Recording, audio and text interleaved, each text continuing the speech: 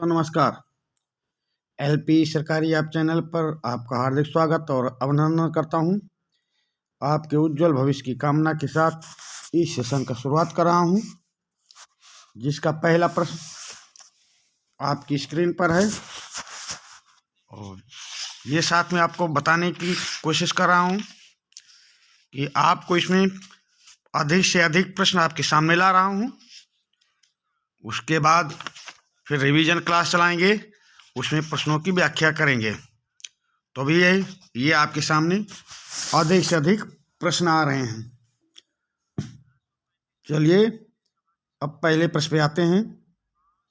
निम्नलिखित में से कौन से विद्वान यह मानते हैं कि प्रशासनिक संगठन के सिद्धांत होते हैं? निम्नलिखित में से कौन से विद्वान यह मानते हैं कि प्रशासनिक संगठन के सिद्धांत होते हैं? ये हेनरी फ्योल मानता है, या लूथर गुलिक, या ओरविक मानते हैं, या उपर्युक्त तीनों मानते हैं। प्रशासनिक संगठन के सिद्धांत होते हैं, कौन से विद्वान ये मानते हैं? तो उत्तर देने का प्रयास करें भाई। निम्नलिखित में से कौन से विद्वान यह मानते हैं कि प्रशासनिक संगठन के सिद्धांत होते हैं? तो ये मानते हैं हेनरी फ्योल, लूथर गुलिक, ओरविक, यानी कि सभी मानते हैं। तो आपका उत्तर क्या सही होगा? प्रश्न नंबर 1 का ऑप्शन द आपका सही उत्तर होगा। चलिए अगले प्रश्न पे आ जाएं। प्रश्न नंबर 2, कौन सा विद्वान यह मानता है कि संगठन के बहुचर्चित सिद्धांत केवल कहावतें अथवा कल्पित कथाएं हैं? कल्पित कथाएं मात्र हैं। ये मैक्स वेबर मानता है, या वुडरो विल्सन मानता है, या हर्बर्ट साइमन मानता है, या हेनरी फ्योल? तो संगठन के बहुचर्चित सिद्धांत केवल कहावतें अथवा कल्पित कथाएं मात्र हैं। किसने कहा है? ये आप पहले प्रश्न को ध्यानपूर्वक पढ़ें। जब प्रश्न समझ में आ जाए तब ऑप्शन पे जाएं और ऑप्शन को बराबर ध्यान से चारों ऑप्शन को देखें, फिर सही उत्तर का चयन करें। तो कौन सा विद्वान यह मानता है कि संगठन के बहुचर्चित सिद्धांत केवल कहावतें अथवा कल्पित कथाएं मात्र हैं? ये मानता है हर्बर्ट साइमन। प्रश्न नंबर 2 का ऑप्शन सा आपका सही उत्तर होगा। प्रश्न नंबर 3 पे आ जाएं। अधिकतम प्रशासनिक सिद्धांतों में दुर्भाग्यवश कहावतों का यह दोष पाया जाता है। प्रायः प्रत्येक सिद्धांत के लिए हमें उतना ही सत्य प्रतीत होने वाला तथा स्वीकार विरोधी सिद्धांत मिल सकता है। यह कथन किसका है? प्रश्न नंबर 3 को हम फिर दोबारा रिपीट करते हैं और आप भी हमारे साथ रिपीट कीजिए और समझने का प्रयास कीजिए। प्रश्न को पहले समझें, फिर ऑप्शन पे चलते हैं। अधिकतम प्रशासनिक सिद्धांतों में दुर्भाग्यवश कहावतों का यह दोष पाया जाता है। प्रायः प्रत्येक सिद्धांत के लिए हमें उतना ही सत्य प्रतीत होने वाला तथा स्वीकार विरोधी सिद्धांत मिल सकता है। यह कथन किसका है? ऑप्शन पर आते हैं।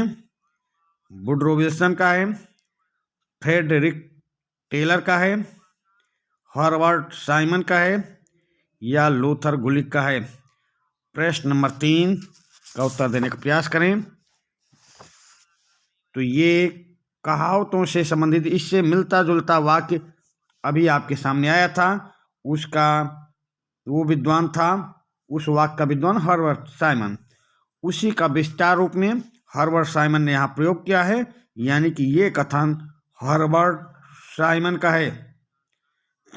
ये कथन हर्बर्ट साइमन का है। प्रश्न नंबर 3 का ऑप्शन सा आपका सही उत्तर होगा।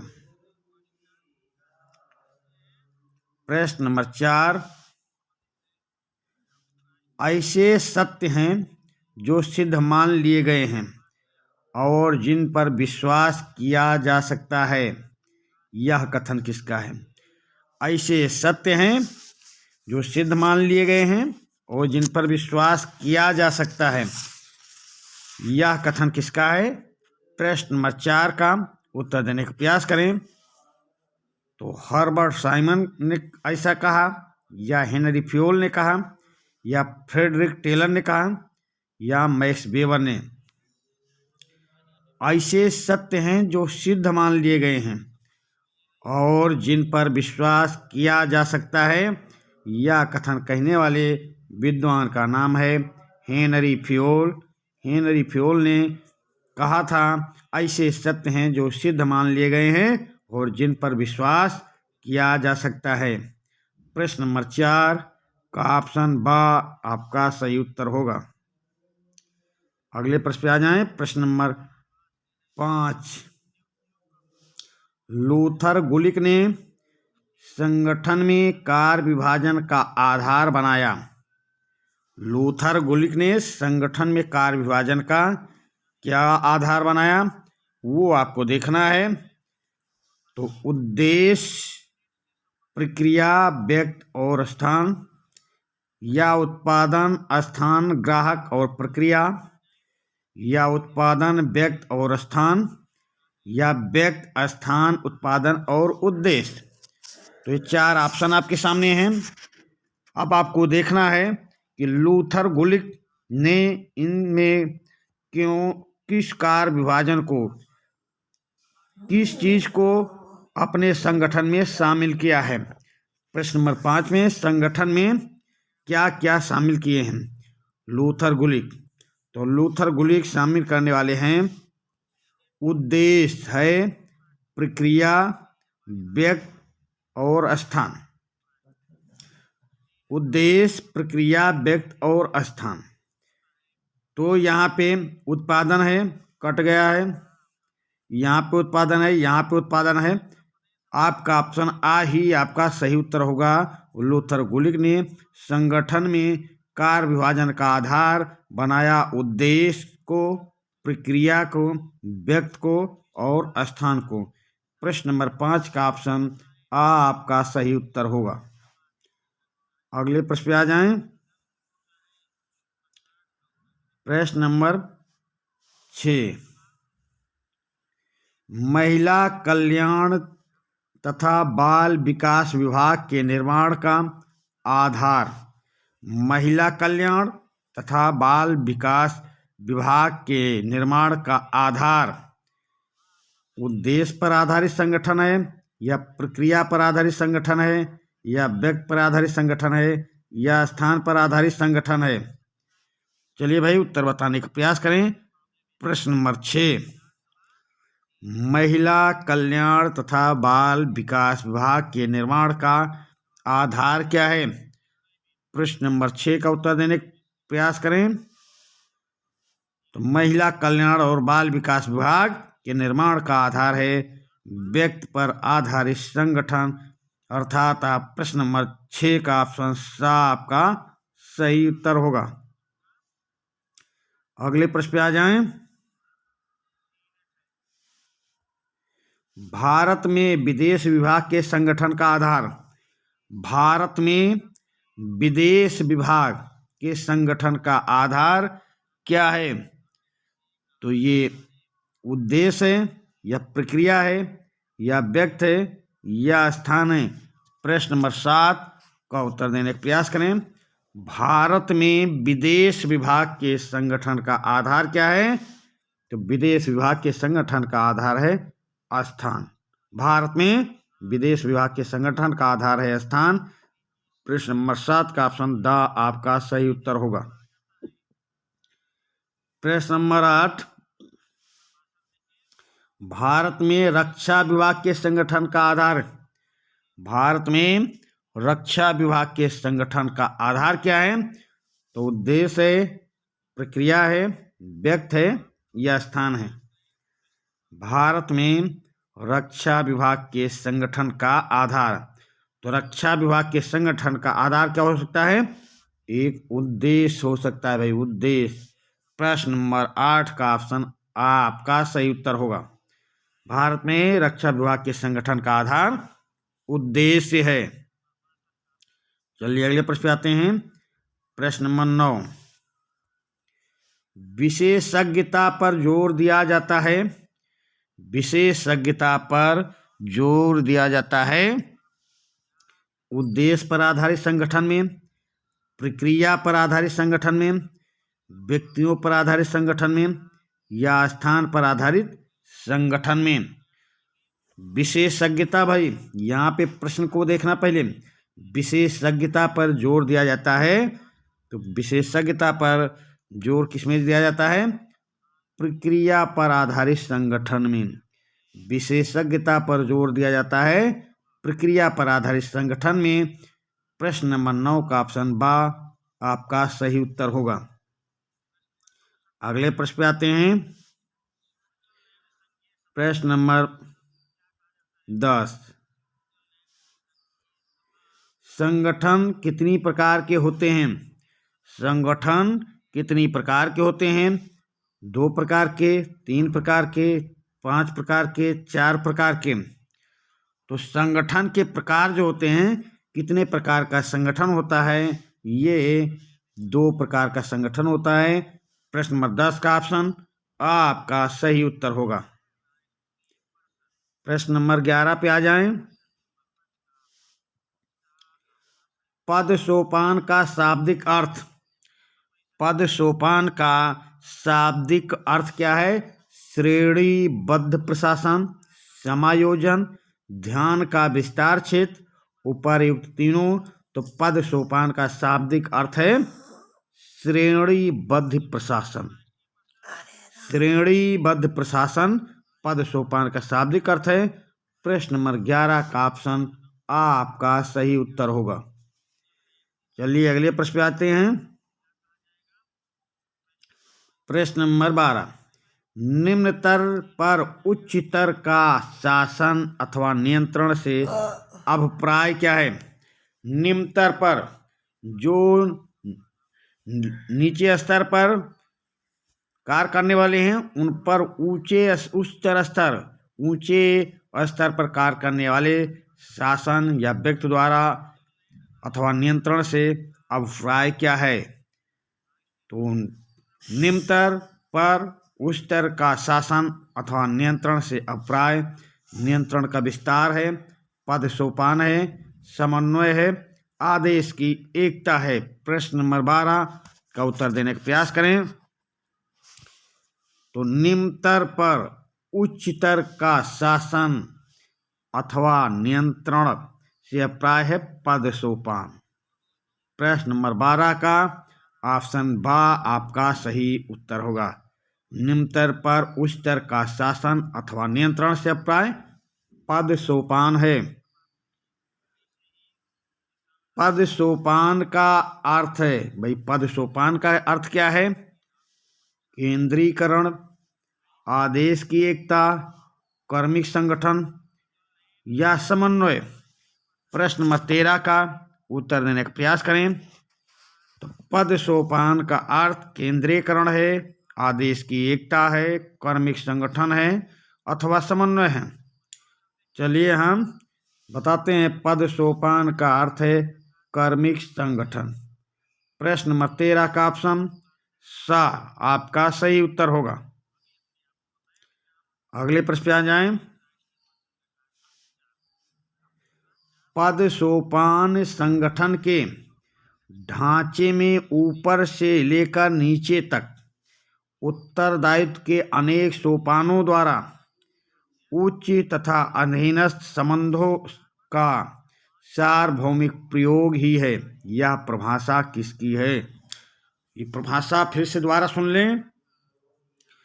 पद सोपान संगठन के ढांचे में ऊपर से लेकर नीचे तक उत्तरदायित्व के अनेक सोपानों द्वारा उच्च तथा अधीनस्थ संबंधों का सार्वभौमिक प्रयोग ही है।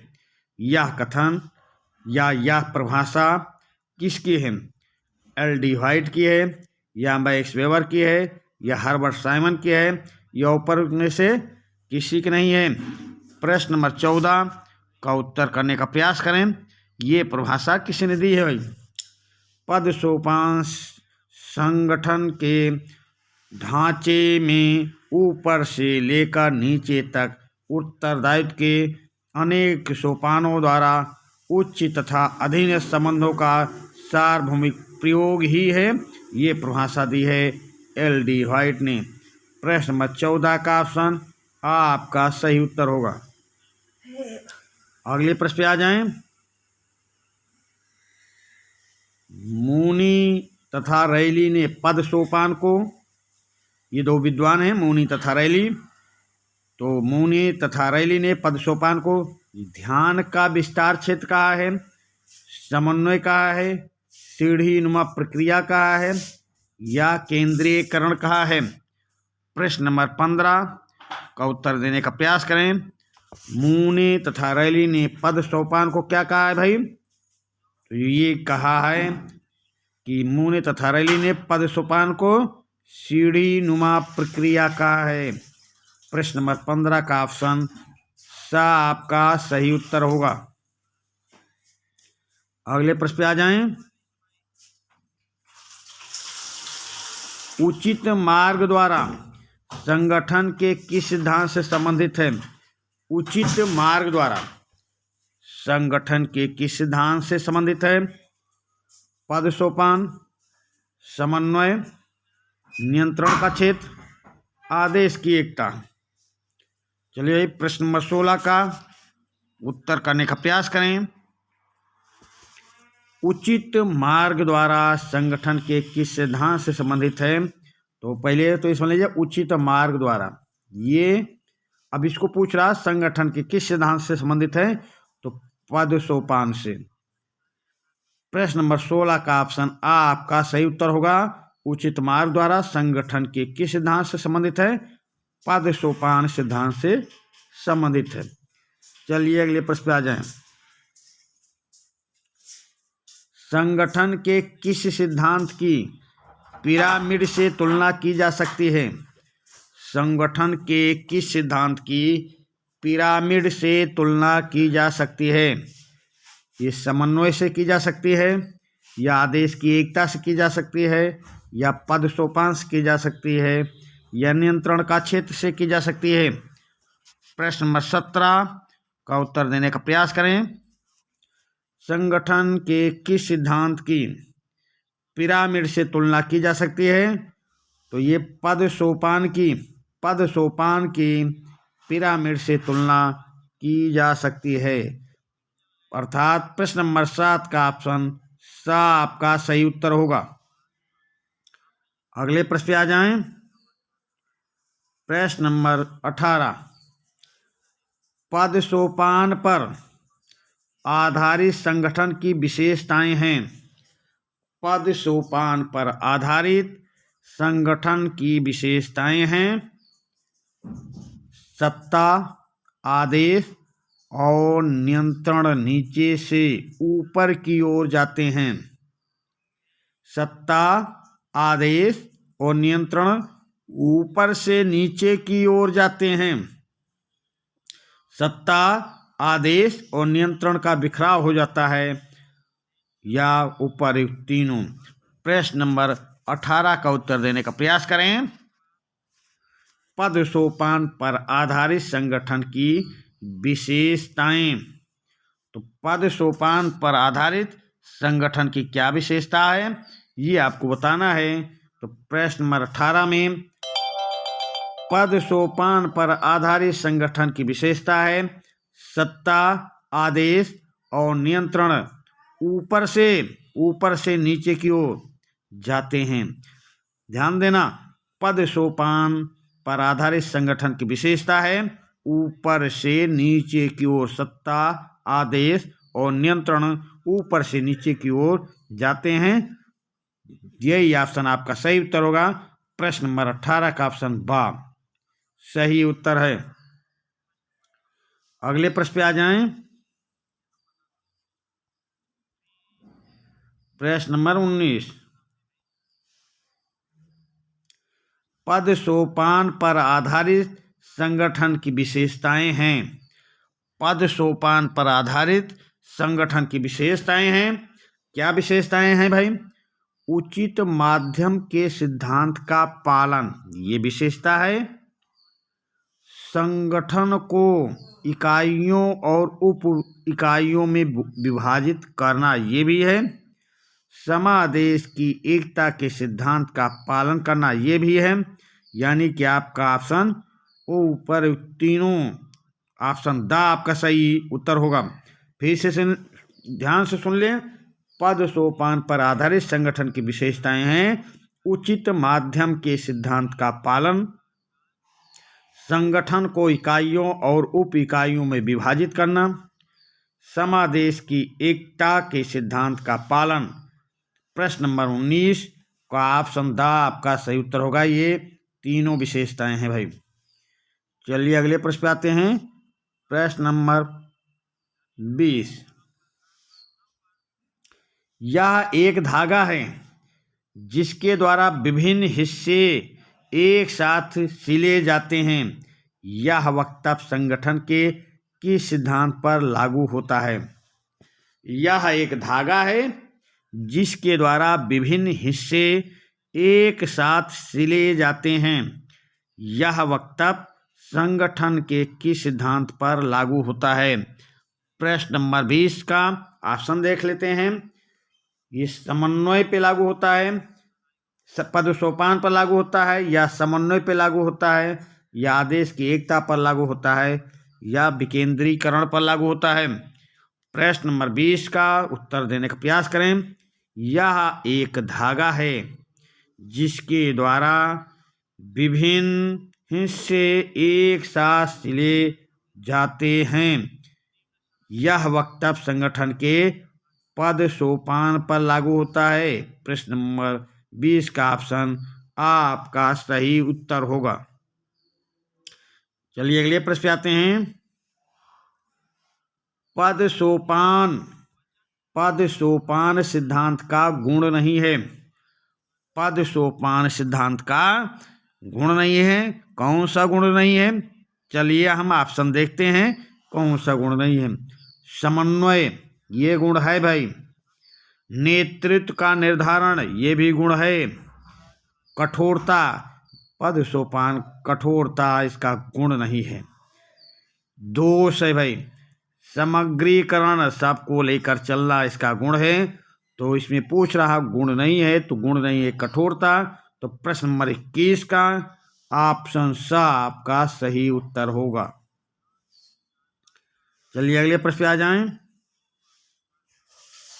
पद सोपान सिद्धांत का गुण है। पद सोपान सिद्धांत का गुण है, तो कौन सा गुण है? चलिए ऑप्शन देखते हैं।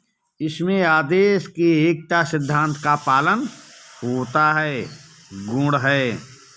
इसमें संगठन की इकाइयां परस्पर एकीकृत और सुसंबद्ध रहती हैं, ये भी गुण है। इसमें उच्च अधिकारियों के समय की बड़ी बचत होती है, ये भी गुण है। पद सोपान सिद्धांत के गुण में इसमें आदेश की एकता सिद्धांत का पालन होता है। इसमें संगठन की इकाइयां परस्पर एकीकृत और सुसंबद्ध होती रहती हैं। इसमें उच्च अधिकारियों के समय की बड़ी बचत होती है। अर्थात आपका ऑप्शन द सही होगा आपका उत्तर। ऊपर तीनों गुण है। प्रश्न नंबर 22 का ऑप्शन द आपका सही उत्तर है। चलिए अगले प्रश्न पे आते हैं। पद सोपान का प्रमुख दोष क्या है? पद सोपान का प्रमुख दोष आपसे पूछा जा रहा। और हमारे प्रतियोगी भाई जो आप टीजीटी पीजीटी की तैयारी कर रहे हैं, वो सोशल साइंस या पीजीटी पॉलिटिकल साइंस तैयारी कर रहे हैं, उनके लिए ये हमारे सेशन बहुत कारगर सिद्ध होंगे। क्योंकि ऐसे प्रश्न जिस पर कभी कोई यूट्यूबर इन प्रश्नों को उठाता नहीं, क्योंकि इसमें उसको ना तो व्याख्या करने का मौका है और न तुम्हें वो सरल क्वेश्चन देने का प्रयास कर पाता है, क्योंकि इसमें ऐसे कठिन क्वेश्चनों का समावेश रहता है कि आपके लिए ऐसे क्वेश्चन अपने यूट्यूब में लाता ही नहीं है। और ऐसे ही प्रश्न पेपर में आ जाते हैं। पेपर होने के बाद वो बहुत गिनाते हैं कि इतने प्रश्न मिल गए, 40 प्रश्न मिल गए, 50 मिल गए, पर जो कठिन प्रश्न है वो तो उन्होंने पढ़ाया ही नहीं है। और बाद में वो 40-50 प्रश्न के चक्कर में हम उनके चक्कर में पड़े रहते हैं, और जहाँ पे हमें असफलता हाथ लगती है वो ना तो वो पढ़ाते हैं, ना आप लोग वहाँ पर देख पाते हैं कि हमारे साथ कैसे गलत हो रहा है। हम शुरुआत से ही आपको ऐसे क्वेश्चन पर लेके चल रहे हैं जो परीक्षा हाल में पूछे जाते हैं और कठिन प्रश्न हैं। समझने में, याद होने में टाइम लगता है, पर ऐसे प्रश्न परीक्षा हाल में पूछे जाएंगे, ये मेरा दावा है, क्योंकि मैं भी प्रतियोगिता में भाग लेता था और ऐसे प्रश्नों पर जब ध्यान देने लगा, ऐसे प्रश्नों को पढ़ने लगा, तब मुझे सफलता मिली है। तो हम अपना अनुभव आपको शेयर कर रहे हैं कि कठिन प्रश्नों पर भी ध्यान देने की आवश्यकता है। लोक लुभावने प्रश्न, सरल प्रश्नों को ही लेकर चलने में अच्छाई नहीं है। कठिन से कठिन प्रश्न और सरल से सरल प्रश्न। आप आयोग भी चालाक होता जा रहा है। जैसे जैसे हमारे प्रतियोगी भाई या यूट्यूबर जो भी जैसे प्रश्न आते हैं, उसी प्रश्न को वो व्याख्या से समझाने का प्रयास करते हैं और प्रतियोगी भाई समझने का प्रयास करते हैं। वैसे वैसे वो कठिन से कठिन प्रश्नों को रखना चालू कर दिया है। तो हम आपके लिए कठिन से कठिन प्रश्नों को पहले लेकर आए हैं, उसके बाद में हम सरल प्रश्नों की तरफ चलेंगे। जैसा अन्य यूट्यूबर पढ़ाते हैं हम उनकी व्याख्या भी करेंगे। अभी हम कठिन प्रश्नों को अधिक से अधिक आपके सामने लाने का प्रयास कर रहे हैं। तो प्रश्न नंबर 23 देखें। पद सोपान का प्रमुख दोष। पद सोपान का प्रमुख दोष क्या है? चलिए हम इसके सिद्धांतों पर, इसके ऑप्शनों पर चलते हैं कि पद सोपान का प्रमुख दोष है क्या भाई। तो कार्य में विलंब होता है क्या, या समन्वय का अभाव रहता है, या अपव्यय होता है, या राष्ट्रीय हित के स्थान पर स्थानीय हित होता है। तो प्रश्न नंबर 23 का ऑप्शन देखें भाई, उत्तर करने का प्रयास करें। तो पद सोपान का प्रमुख दोष पूछ रहा है भाई। थोड़ा बहुत तो ये सभी दोष हैं, पर इसमें आपसे पूछ रहा प्रमुख दोष, तो प्रमुख दोष है कार्य में विलंब। कार्य में विलंब होता है, ये इसका प्रमुख दोष है। प्रश्न नंबर 23 का ऑप्शन आ आपका सही उत्तर होगा। प्रश्न नंबर 24। पद सोपान का प्रमुख दोष। पद सोपान का प्रमुख दोष क्या है? अपव्यय है, लाल फीताशाही है, प्रशासन में एकरूपता का अभाव है, स्थानीय राजनीति का दुष्प्रभाव है। प्रश्न नंबर 24 का उत्तर करने का प्रयास करें। प्रश्न नंबर 24। तो पद सोपान का प्रमुख दोष लाल फीताशाही। प्रश्न नंबर 24 का ऑप्शन बा आपका सही उत्तर है। पद सोपान का प्रमुख दोष है लाल फीताशाही। चलिए अगले प्रश्न पे आते हैं। पद सोपान का प्रमुख दोष। पद सोपान का प्रमुख दोष क्या है? कार्य में विलंब, लाल फीताशाही, औपचारिक संबंधों पर आधारित, उपर्युक्त तीनों। प्रश्न नंबर 25 का उत्तर देने का प्रयास करें भाई। तो पद सोपान के ये प्रमुख दोष हैं। कार्य में विलंब होता है, तानाशाही लाल फीताशाही रहती है, औपचारिक संबंधों पर आधारित रहता है। तो ये सभी प्रमुख दोष हैं।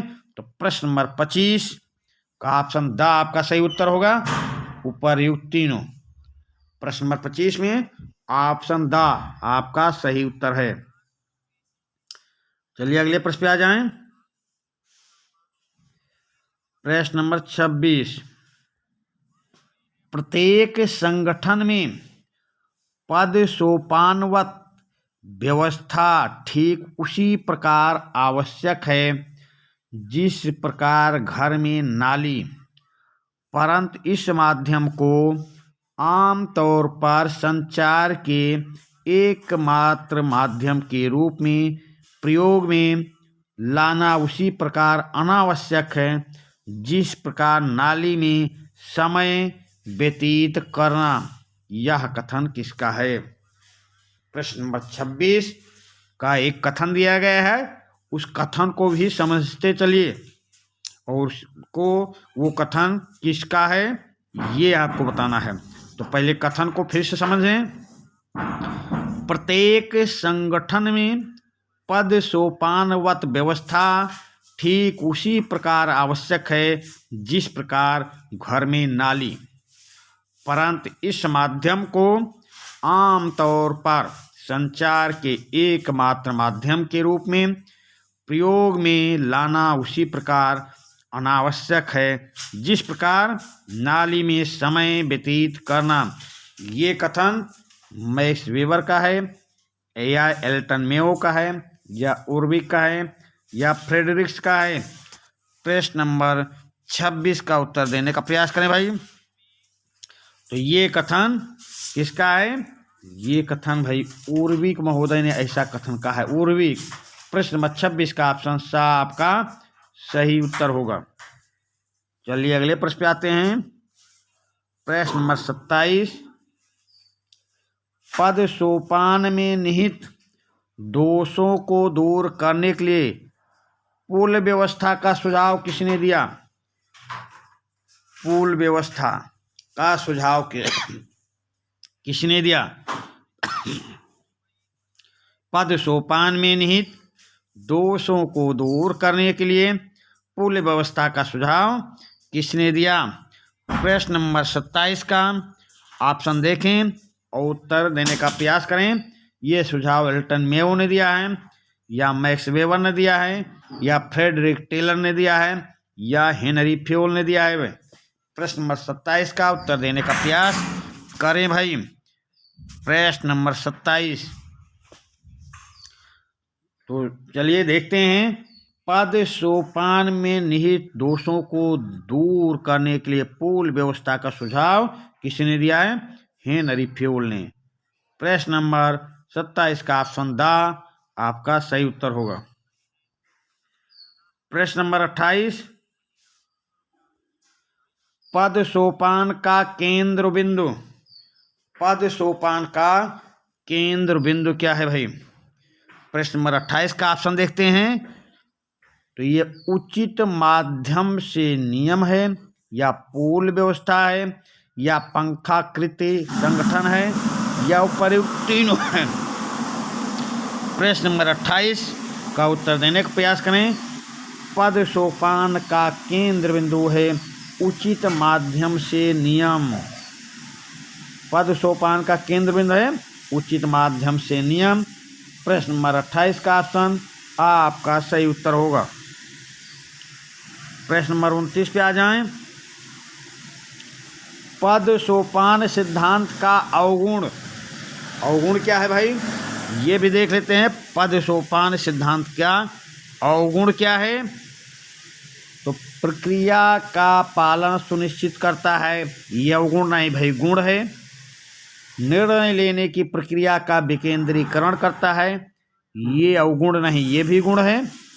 संगठन के प्रमुख के कार्य को हल्का करता है, ये भी गुण है। औपचारिक संगठन का निर्माण करता है, बस यही अवगुण है भाई, यही ऑप्शन द अवगुण है। और आपसे अवगुण पूछा जा रहा है तो अवगुण औपचारिक संगठन का निर्माण करता है, यही अवगुण है। प्रश्न नंबर 29, पद सोपान सिद्धांत का अवगुण है औपचारिक संगठन का निर्माण करता है। प्रश्न नंबर 29 का ऑप्शन द आपका सही उत्तर होगा। प्रश्न नंबर 30 पे आ जाएं। पद सोपान सिद्धांत संगठन का एक सार्वभौमिक सिद्धांत है। पद सोपान सिद्धांत संगठन का एक सार्वभौमिक सिद्धांत है। यह कथन किसका है? मैक्स वेबर का है या मूने का है, या हर्बर्ट साइमन का है, या फ्रेडरिक्स का है?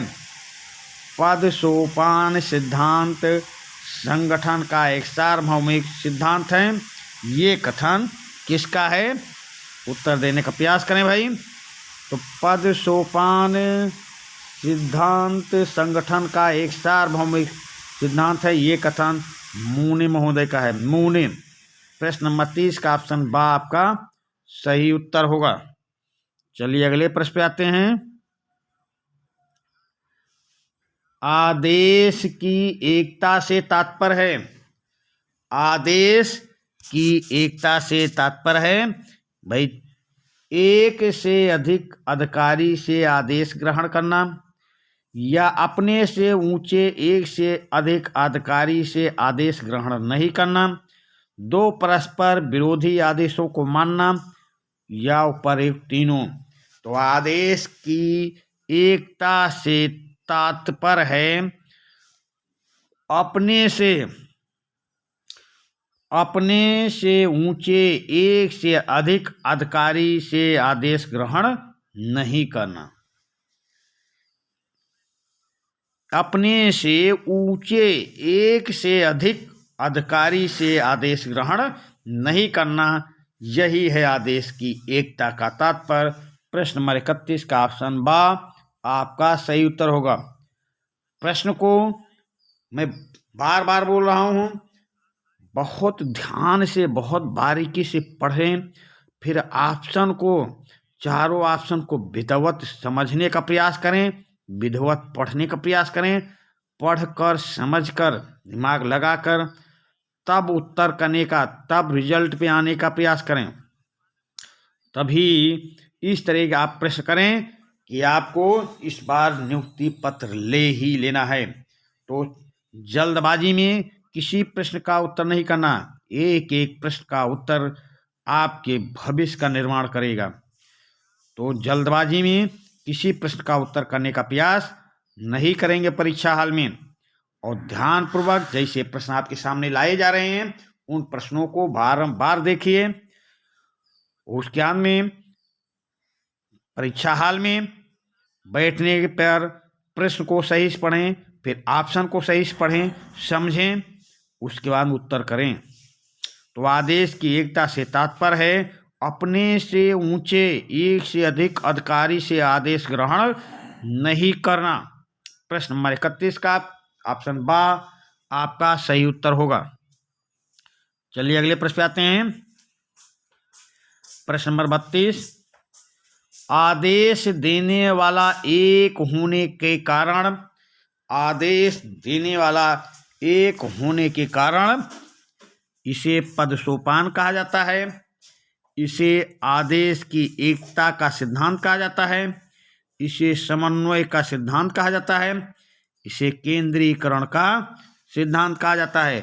प्रश्न नंबर 32 का उत्तर देने का प्रयास करें। तो आदेश देने वाला एक होने के कारण ही इसे आदेश की एकता का सिद्धांत कहा जाता है। प्रश्न नंबर 32 का ऑप्शन बा आपका सही उत्तर होगा। चलिए अगले प्रश्न पे आ जाएं। प्रश्न नंबर 33, किसी कर्मचारी को केवल एक उच्च अधिकारी द्वारा ही आदेश दिए जाने चाहिए। किसी कर्मचारी को केवल एक उच्च अधिकारी द्वारा ही आदेश दिए जाने चाहिए। ये कथन किसका है? हेनरी फ्योल का है, या एल्टन मेयो का है, या मैक्स वेबर का है, या फ्रेडरिक्स का है? प्रश्न नंबर 33 का उत्तर देने का प्रयास करें भाई। किसी कर्मचारी को केवल एक उच्च अधिकारी द्वारा ही आदेश दिए जाने चाहिए, ये कथन हेनरी फ्योल का है। प्रश्न नंबर 33 का ऑप्शन आपका सही उत्तर होगा। चलिए अगले प्रश्न पे आते हैं।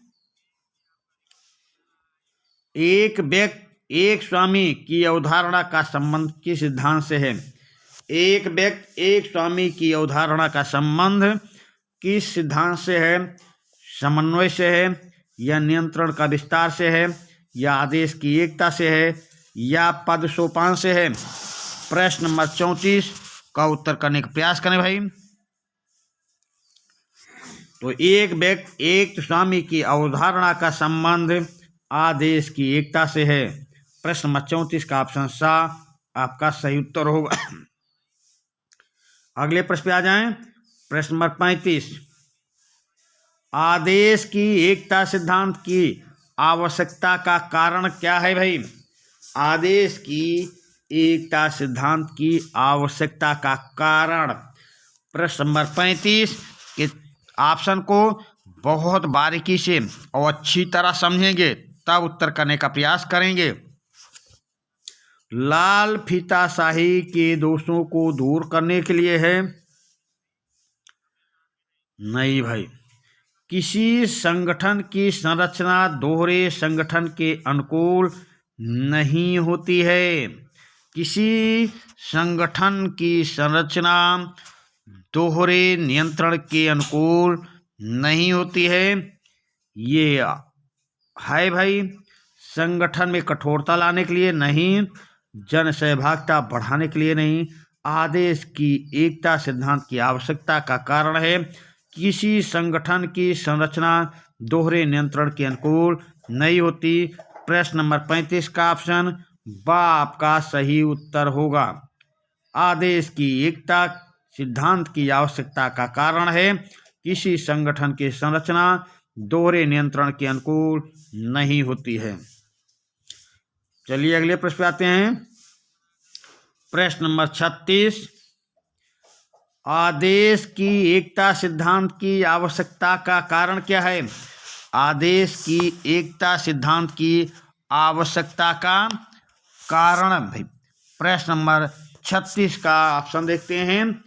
संगठन में भ्रम दूर करने के लिए सही कारण है। संगठन में उत्तरदायित्व निर्धारित करने के लिए सही कारण है। संगठन के सदस्यों को एक नेता के प्रति जवाबदेह बनाने के लिए है, ये भी सही है। तो आदेश की एकता सिद्धांत की आवश्यकता के कारण में आबासा तीनों सही है, यानी कि उपर्युक्त तीनों। प्रश्न नंबर 36 का ऑप्शन द आपका सही उत्तर होगा। चलिए अगले प्रश्न पे आ जाएं। प्रश्न नंबर 37, आदेश की एकता का अभाव होने का कारण। संगठन में भ्रांति उत्पन्न होती है। संगठन में अक्षमता और अनिश्चितता फैलती है। कार्य का दायित्व निश्चित नहीं किया जा सकता। उपर्युक्त तीनों बातें परिलक्षित होती हैं। प्रश्न नंबर 37 का उत्तर देने का प्रयास करें भाई। तो आदेश की एकता का अभाव होने से संगठन में भ्रांति उत्पन्न हो जाएगी। संगठन में अक्षमता और अनिश्चितता फैल लेती है। कार्य का दायित्व निश्चित नहीं किया जा सकता। ये उपर्युक्त तीनों बातें परिलक्षित होती हैं। यही ऑप्शन आपका सही होगा। प्रश्न नंबर 37 का ऑप्शन द आपका सही उत्तर होगा। चलिए अगले प्रश्न पे आते हैं। प्रश्न नंबर 38, आदेश की एकता सिद्धांत का गुण। आदेश की एकता सिद्धांत का गुण क्या है, हम इस पर विचार करते हैं। ऑप्शन को देखते हैं भाई। इस सिद्धांत से प्रशासन में कार्यकुशलता का विकास होता है, ये गुण है। कर्मचारियों में आज्ञा के संबंध में भ्रांत नहीं होती है, ये भी गुण है। कर्मचारी को यह पता रहता है कि उसे किससे आदेश ग्रहण करना है, ये भी गुण है। तो ये तीनों गुण है। तो प्रश्न नंबर 38 का ऑप्शन द सही उत्तर होगा। प्रश्न नंबर 38 का ऑप्शन द सही उत्तर होगा। चलिए अगले प्रश्न पे आते हैं। प्रश्न नंबर 39, यदि इस सिद्धांत का उल्लंघन किया जाए तो सत्ता कमजोर होती है, अनुशासन खतरे में पड़ जाता है, व्यवस्था गड़बड़ा जाती है और स्थायित्व संकट में पड़ जाता है। हेनरी फ्यूल के इस कथन द्वारा संगठन के किस सिद्धांत की ओर संकेत किया गया है? प्रश्न नंबर 39 का उत्तर देने का प्रयास करें। ये नियंत्रण का विस्तार की ओर संकेत हुआ है, या समन्वय की ओर हुआ है, या आदेश की एकता की ओर संकेत किया गया है, या पादसोपान की ओर। यदि इस सिद्धांत का उल्लंघन किया जाए तो सत्ता कमजोर होती है, अनुशासन खतरे में पड़ जाता है, व्यवस्था गड़बड़ा जाती है और स्थायित्व संकट में पड़ जाता है। हेनरी फ्योल ने आदेश की एकता सिद्धांत की ओर ये संकेत किया है। आदेश की एकता। प्रश्न 39 का ऑप्शन सा आपका सही उत्तर होगा। चलिए अगले प्रश्न पे आ जाएं। प्रश्न नंबर 40। आदेश की एकता सिद्धांत को अस्वीकार करते हुए कृत्य मूलक निर्देशन के सिद्धांत का प्रतिपादन करने वाला विचारक कौन है? आदेश की एकता सिद्धांत को अस्वीकार करते हुए कृत्य मूलक निर्देशन के सिद्धांत का प्रतिपादन करने वाला विचारक कौन है? तो फ्रेडरिक टेलर हैं, या हेनरी फ्योल हैं, या मैक्स वेबर, या फ्रेडरिक। प्रश्न नंबर 40 का उत्तर करने का प्रयास करें भाई। आदेश की एकता सिद्धांत को अस्वीकार करते हुए कृत्य मूलक निर्देशन के सिद्धांत का प्रतिपादन करने वाला विचारक फ्रेडरिक टेलर है भाई। प्रश्न 40 का ऑप्शन आपका सही उत्तर होगा। चलिए अगले प्रश्न पे आते हैं। प्रश्न नंबर 41। ऑप्शन छोटा कर देते हैं, ये स्क्रीन छोटा करके चारों ऑप्शन आपके सामने लाने का प्रयास करता हूं। प्रश्न नंबर 41। जिला प्रशासन में व्यवहार में समादेश की एकता नहीं पाई जाती। जिला प्रशासन में व्यवहार में समादेश की एकता नहीं पाई जाती। भाई क्यों नहीं पाई जाती?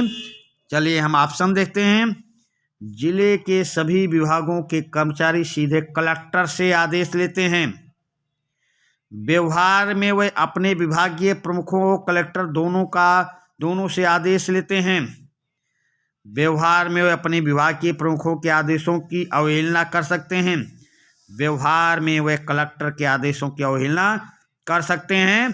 तो जिला प्रशासन में व्यवहार में समादेश की एकता नहीं पाई जाती। क्यों नहीं पाई जाती? क्योंकि व्यवहार में वे अपने विभागीय प्रमुखों और कलेक्टर दोनों से आदेश लेते हैं। प्रश्न नंबर 41 का ऑप्शन बा आपका सही उत्तर होगा।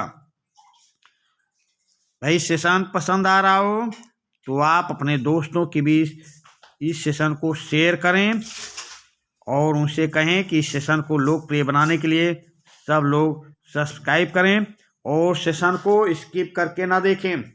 स्किप करने पे मतलब आपको ये तो होगा कि जल्दी जल्दी देख लिए, परंतु समय के साथ आप विचार भी करते चलें उस पर।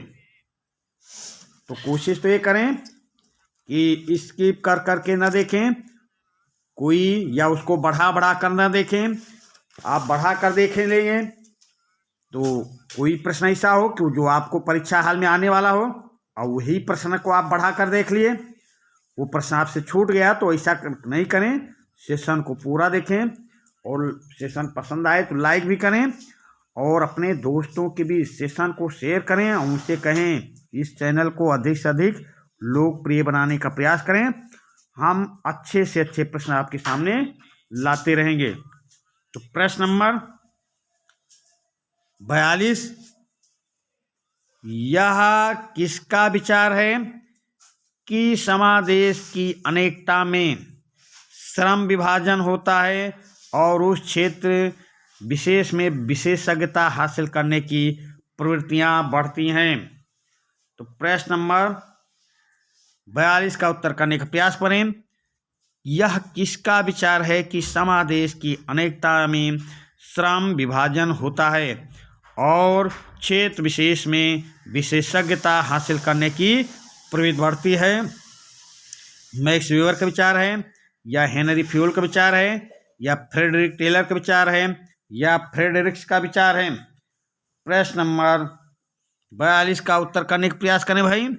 तो ये विचार देने वाले विद्वान का नाम है फ्रेडरिक टेलर। प्रश्न नंबर 42 का ऑप्शन आपका सही उत्तर होगा। चलिए अगले प्रश्न पे आते हैं भाई। प्रश्न नंबर 43, निम्नलिखित में से कौन सा वक्तव्य सही है? निम्नलिखित में से कौन सा वक्तव्य सही है? तो इसमें हम ऑप्शन पे देखेंगे। इसको स्क्रीन को छोटा करके कोशिश कर रहे हैं कि चारों ऑप्शन आपके सामने आ जाएं। चलिए भाई, निम्नलिखित में से कौन सा वक्तव्य सही है? तो चलिए देखना चालू करते हैं। आजकल समादेश की एकता के सिद्धांत का महत्व काफी बढ़ गया है। गलत। आजकल समादेश की एकता के सिद्धांत का महत्व काफी कम हो रहा। सही। आजकल समादेश की एकता सिद्धांत पूर्णतया त्याग किया गया है। गलत। ऊपर तीनों सही है। नहीं भाई, तीनों नहीं सही हैं। प्रश्न नंबर 43 का ऑप्शन बा आपका सही उत्तर है। आजकल समादेश की एकता के सिद्धांत का महत्व काफी कम हो रहा है। प्रश्न नंबर 43 का ऑप्शन बा आपका सही उत्तर है। चलिए भाई अगले प्रश्न पे आते हैं। प्रश्न नंबर 44, समादेश की एकता में महत्व एकता का है ना कि समादेश का। महत्व समादेश का है ना कि एकता का। ना तो एकता का महत्व है और ना समादेश का। एकता और समादेश दोनों का महत्व है। तो समादेश की एकता में प्रश्न नंबर 44 का उत्तर देने का प्रयास करें। समादेश की एकता में महत्व एकता का है ना कि समादेश का। प्रश्न नंबर 44 का ऑप्शन आ आपका सही उत्तर होगा। चलिए अगले प्रश्न पे आ जाएं। प्रश्न नंबर 45। प्रश्न नंबर 45, निम्नलिखित में से कौन सा वक्तव्य सही है? निम्नलिखित में से कौन सा वक्तव्य सही है? कुशल पर्यवेक्षण के लिए समादेश की एकता आवश्यक है क्योंकि एक ही व्यक्ति सभी क्षेत्रों का विशेषज्ञ हो सकता है। गलत। कुशल पर्यवेक्षण के लिए समादेश की एक अनेकता इसलिए भी आवश्यक है क्योंकि एक ही व्यक्ति सभी क्षेत्रों का विशेषज्ञ नहीं हो सकता। सही है। ये गलत, ये सही। कुशल पर्यवेक्षण के लिए समादेश की एकता आवश्यक है क्योंकि एक ही व्यक्ति सभी क्षेत्रों का विशेषज्ञ नहीं हो सकता। गलत। तो प्रश्न नंबर ये ऊपर तीनों सही, तीनों नहीं सही है। ऑप्शन बा सही है। तो प्रश्न नंबर 45 का ऑप्शन बा आपका सही उत्तर होगा। कुशल पर्यवेक्षण के लिए समादेश की अनेकता इसलिए भी आवश्यक है क्योंकि एक ही व्यक्ति सभी क्षेत्रों का विशेषज्ञ नहीं हो सकता। प्रश्न नंबर 45 का ऑप्शन बा आपका सही उत्तर है। प्रश्न नंबर 46 पे आ जाएं। प्रश्न नंबर 46, समादेश की एकता सिद्धांत का गुण। समादेश की एकता सिद्धांत का गुण क्या है? इससे कर्मचारी परस्पर विरोधी आदेशों की समस्याओं से बच जाते हैं। समादेश की एकता सिद्धांत का गुण, इससे कर्मचारी परस्पर विरोधी आदेशों की समस्याओं से बच जाते हैं। ये गुण है। कर्मचारियों पर प्रभावशाली निगरानी संभव होती है। ये भी गुण है। संगठन में ठीक प्रकार से जिम्मेदारियां तय होती है। ये भी गुण है। यानी कि ऊपर तीनों गुण सही हैं। तो प्रश्न नंबर 46 का ऑप्शन द आपका सही उत्तर होगा। उपर्युक्त तीनों। चलिए अगले प्रश्न पे आते हैं। प्रश्न नंबर 47, निम्नलिखित में से किस संगठन में समादेश की एकता सर्वाधिक पाई जाती है? निम्नलिखित में से किस संगठन में समादेश की एकता सर्वाधिक पाई जाती है? प्रश्न नंबर 47 का ऑप्शन देख लेते हैं। तो जिला प्रशासन में, या तेल और प्राकृतिक गैस आयोग में, या सेना में या उपयुक्त तीनों में। तो निम्नलिखित में से किस संगठन में समादेश की एकता सर्वाधिक पाई जाती है? वो है सेना में। सेना में समादेश की एकता सर्वाधिक पाई जाती है। प्रश्न नंबर 47 का ऑप्शन सा आपका सही उत्तर होगा। चलिए अगले प्रश्न पे आते हैं। प्रश्न नंबर 48, इस सिद्धांत को न मानने से संगठन में उलझन, गैर जिम्मेदारी और काम में ढीलापन आएगा। इस वक्तव्य में निम्न में से किस सिद्धांत की ओर संकेत किया गया है? प्रश्न नंबर 48 में नियंत्रण का विस्तार की ओर संकेत किया गया, या समादेश की एकता की ओर किया गया, या समन्वय की ओर संकेत किया गया, या निर्देशन की ओर संकेत किया गया? तो समादेश की एकता सिद्धांत को न मानने से संगठन में उलझन, गैर जिम्मेदारी और काम में ढीलापन आएगा। तो प्रश्न नंबर 48 का ऑप्शन बा आपका सही उत्तर होगा। प्रश्न नंबर 48 का ऑप्शन बा आपका सही उत्तर है। अगले प्रश्न पे आ जाएं। प्रश्न नंबर 49, विकासशील प्रशासन और तेजी से बदलते समाज में संगठन के निम्नलिखित सिद्धांत को कड़ाई से लागू करने पर जड़ता आती है। ये समन्वय के, या नियंत्रण के विस्तार के, या समादेश की एकता के, या विकेंद्रीकरण के? प्रश्न नंबर 49 का उत्तर देने का प्रयास करेंगे। विकासशील प्रशासन और तेजी से बदलते समाज में संगठन के निम्नलिखित सिद्धांत को कड़ाई से लागू करने पर जड़ता आती है। यह है समादेश की एकता के संबंध में। प्रश्न नंबर 49 का ऑप्शन सा आपका सही उत्तर होगा। प्रश्न नंबर 50, समादेश की एकता सिद्धांत के समर्थक। समादेश की एकता सिद्धांत के प्रमुख समर्थक कौन है भाई? तो ये फ्रेडरिक टेलर और सेकलर हडसन हैं, या हेनरी फ्योल एवं लूथर गुलिक हैं, या सेकलर हडसन एवं हेनरी फ्योल हैं, या उपयुक्त सभी हैं। समादेश की एकता सिद्धांत के समर्थक कौन हैं? तो हेनरी फ्योल एवं लूथर गुलिक। प्रश्न नंबर 50 का ऑप्शन बा आपका सही उत्तर होगा। चलिए अगले प्रश्न पे आते हैं। प्रश्न नंबर 51 पे, उच्च पदाधिकारी अपने अधीन कितने कर्मचारियों के कार्य का नियंत्रण कर सकता है? इस वक्तव्य का संबंध निम्नलिखित में से किस सिद्धांत से है? समन्वय से है, या समादेश की एकता से है, या पद सोपान से है, या नियंत्रण का विस्तार क्षेत्र से है? प्रश्न नंबर 51 का उत्तर करने का प्रयास करें। उच्च पदाधिकारी अपने अधीन कितने ही कर्मचारियों के कार्य का नियंत्रण कर सकता है? इस वक्तव्य का संबंध निम्नलिखित में से किस सिद्धांत से है? तो नियंत्रण का विस्तार सिद्धांत से है। प्रश्न नंबर 51 का ऑप्शन द आपका सही उत्तर होगा। प्रश्न नंबर 52 पे आ जाएं। संगठन के सोपानों की संख्या निम्नलिखित सिद्धांत से निर्धारित होती है।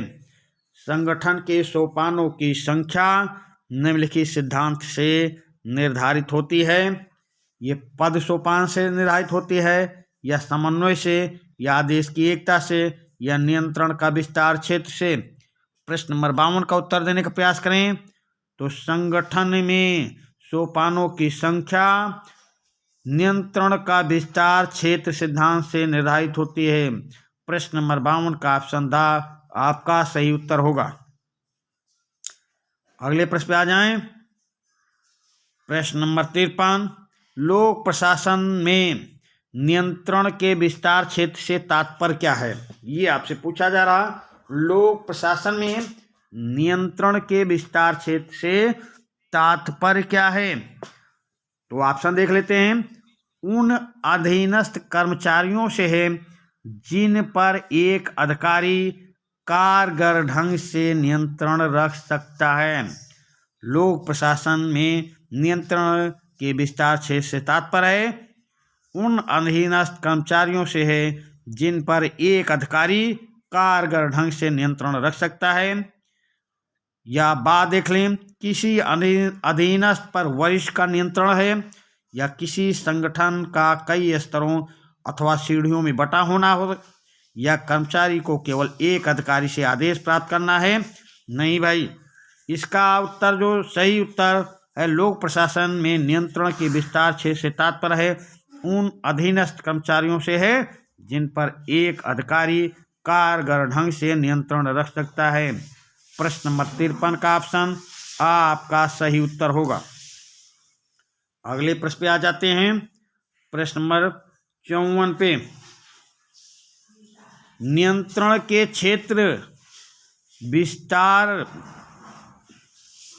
के विस्तार क्षेत्र सिद्धांत को किस विद्वान द्वारा ध्यान के क्षेत्र का नाम दिया गया है। नियंत्रण के विस्तार क्षेत्र सिद्धांत को किस विद्वान द्वारा ध्यान के विस्तार क्षेत्र का नाम दिया गया है। प्रश्न नंबर 54 का ऑप्शन देख लेते हैं। ये हेनरी फ्योल द्वारा दिया गया है नाम, या A.V. ग्रे कुनास द्वारा नाम दिया गया है, या फ्रेडरिक टेलर द्वारा नाम दिया गया है, या मैरी पार्कर फॉलेट द्वारा नाम दिया गया है। नियंत्रण के विस्तार क्षेत्र सिद्धांत को किस विद्वान द्वारा A.V. ग्रे कुनास द्वारा ध्यान के विस्तार क्षेत्र का नाम दिया गया है। प्रश्न नंबर 54 का ऑप्शन बा आपका सही उत्तर होगा। A.V. ग्रे कुनास ने नियंत्रण के क्षेत्र विस्तार सिद्धांत को ध्यान के विस्तार क्षेत्र नाम दिया है। प्रश्न नंबर 54 का ऑप्शन बा आपका सही उत्तर होगा। प्रश्न नंबर 55 पे आ जाएं। विस्तार क्षेत्र की सीमा होनी चाहिए क्योंकि प्रश्न नंबर 55 विस्तार क्षेत्र की सीमा होनी चाहिए क्योंकि मानवीय क्षमता की सीमाएं हैं। मानव की क्षमताएं असीम हैं। मानवीय क्षमता की कोई सीमा नहीं है। मानव ने प्रकृति पर विजय प्राप्त की है। तो विस्तार क्षेत्र की सीमा होनी चाहिए। विस्तार क्षेत्र की सीमा होनी चाहिए क्योंकि मानवीय क्षमता की सीमाएं हैं। मानवीय क्षमता की सीमाएं हैं। प्रश्न नंबर 55 का ऑप्शन आ आपका सही उत्तर होगा। विस्तार क्षेत्र की सीमा होनी चाहिए क्योंकि मानवीय क्षमता की सीमाएं हैं। प्रश्न नंबर 55 का ऑप्शन आ आपका सही उत्तर होगा। प्रश्न नंबर 56 प्रश्न नंबर 56 देख लेते हैं। प्रश्न नंबर 56 निम्नलिखित में से कौन सा वक्तव्य सही है। निम्नलिखित में से कौन सा वक्तव्य सही है। प्रश्न नंबर 56 का ऑप्शन देखते हैं। यदि निरीक्षण का क्षेत्र बहुत अधिक विस्तृत कर दिया जाता है तो उसके परिणाम संतोषजनक होते हैं। विस्तार क्षेत्र जितना छोटा होगा उतना ही संपर्क तथा नियंत्रण अधिक प्रभावशाली होगा। विस्तार क्षेत्र जितना अधिक होगा उतना ही संपर्क तथा नियंत्रण क्षेत्र अधिक प्रभावशाली होगा। तीनों ही वक्तव्य सही हैं। आपसे पूछा जा रहा निम्नलिखित में से कौन सा वक्तव्य सही है। प्रश्न नंबर 56 का उत्तर देने का प्रयास करें।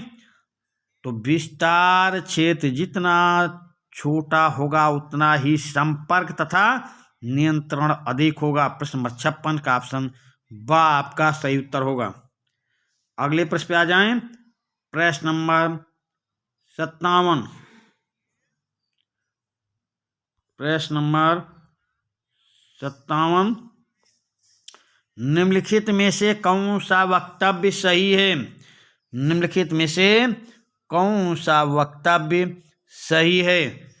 नियंत्रण क्षेत्र से हमारा अभिप्राय अधीनस्थ कर्मचारियों की उस संख्या से है जिसके कार्यों का अधीक्षण एक अधिकारी क्षमता पूर्वक कर सकता है। ये वक्तव्य सही है, ये सही है भाई। नियंत्रण का विस्तार या क्षेत्र से आशय अधीनस्थ कर्मचारियों की उस संख्या से है जिस पर उच्च अधिकारी प्रभावशाली नियंत्रण रख सकता है। ये भी सही है। नियंत्रण का विस्तार क्षेत्र उन मातहतों की या कार्य की इकाइयों से है जिनका संचालन प्रधान कार्यकारी स्वयं कर सकता है। ये भी सही है। इसमें तीनों ऑप्शन सही हैं, तो आपका ऑप्शन द आपका सही उत्तर होगा। प्रश्न नंबर 57 का ऑप्शन द आपका सही उत्तर होगा। चलिए भाई, इसी प्रश्न के साथ, प्रश्न नंबर 57 के साथ इस सेशन को का समापन करेंगे। इस पाठ से हम आपके पास 3 सेशन भेजेंगे, जिसका पहला सेशन आपके पास ये पहुंच गया। इससे जितने भी प्रश्न बन पाएंगे हम सारे प्रश्नों को समाहित करेंगे और आपके पास भेजेंगे। इस पाठ से अगर परीक्षा हाल में आपके पास कोई भी प्रश्न पहुंचता है तो आपकी नज़रों से वो प्रश्न बच नहीं पाएगा। आप वो प्रश्न परीक्षा हाल में सही करके आएंगे और आप अपना नियुक्ति पत्र लेने की दावेदारी मजबूत करके आएंगे। तो इसी प्रश्न के साथ इस सेशन का समापन करते हैं। आपके उज्जवल भविष्य की कामना करते हैं। धन्यवाद।